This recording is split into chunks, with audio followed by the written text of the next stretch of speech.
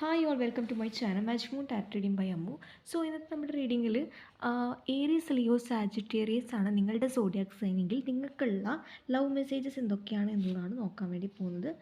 ആദ്യത്തത് healing family issue ആണ്. ചില ആൾക്കാർക്ക് ഈ ഒരു പേഴ്സണുമായിട്ട് അല്ലെങ്കിൽ ഫാമിലി റിലേറ്റഡ് ആയിട്ടുള്ള രീതിയിൽ എന്തെങ്കിലും ഒരു പ്രശ്നം ഉണ്ടെങ്കിൽ അല്ലെങ്കിൽ അത് മാറുന്നതായിട്ട് കാണിക്കുന്നുണ്ട്.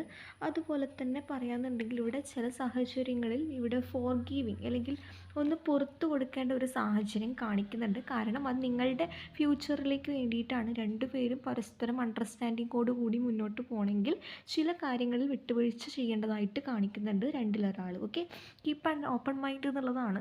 നിങ്ങൾക്ക് തോന്നുന്ന കാര്യം അതേപോലെ ആ ഒരു പേഴ്സണിന് തോന്നുന്ന കാര്യം മേ ബി ചിലപ്പം ആരെങ്കിലും നിങ്ങളുടെ രണ്ടുപേരിൽ ഒരാളൊക്കെ അല്ലെങ്കിൽ ഫീലിങ്സ് വേണ്ട എത്ര പറഞ്ഞാൽ ആ ഒരു ഫീലിങ്സ് ആ ഒരു വ്യക്തി മനസ്സിലാക്കാൻ പോകുന്നില്ല എന്ന് വിചാരിച്ച് ഒരു മറച്ചു വെക്കുന്ന രീതിയിലുള്ള ഒരു എനർജി ഇവിടെ കാണിക്കുന്നുണ്ട്.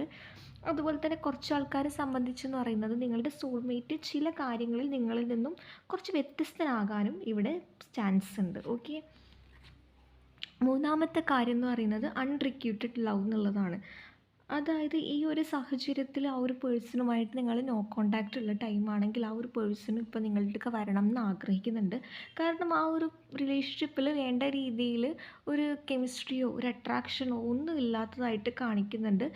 പക്ഷേ ഇവിടെ ഒരു എഫേർട്ട് എടുത്ത് മുന്നോട്ട് വരേണ്ടതായിട്ടാണ് കാണിക്കുന്നത്. അതായത് ഒരുപാട് പ്രശ്നങ്ങൾ മാറ്റി മുന്നോട്ട് വരണം എന്നുള്ള രീതിയിലാണ് കാണിക്കുന്നത്.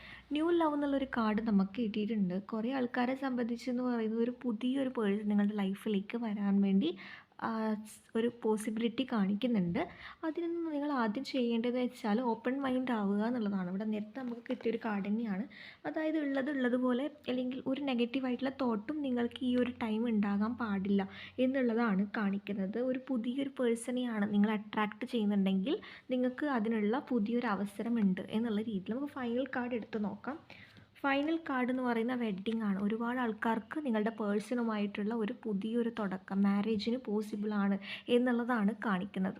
എന്തിന് സാഹചര്യം ഉണ്ടെങ്കിലും മേ ബി പല കാര്യങ്ങൾ അല്ലെങ്കിൽ പല കാര്യങ്ങളിൽ നിന്നും ആ ഒരു പേഴ്സൺ നിങ്ങളിൽ തന്നെ തേടി വരും എന്നുള്ള രീതിയിലാണ് കാണിക്കുന്നത്. ഓക്കെ, അപ്പം ഇതാണ് നിങ്ങൾക്കുള്ള ലവ് മെസ്സേജസ്. ഹോപ്പ് നിങ്ങൾക്ക് ഇഷ്ടമാണെന്ന് വിശ്വസിക്കുകയാണ്. ഇഷ്ടമായ ലൈക്ക് ചെയ്യുക, ഷെയർ ചെയ്യുക, സബ്സ്ക്രൈബ് ചെയ്യുക. Okay, by.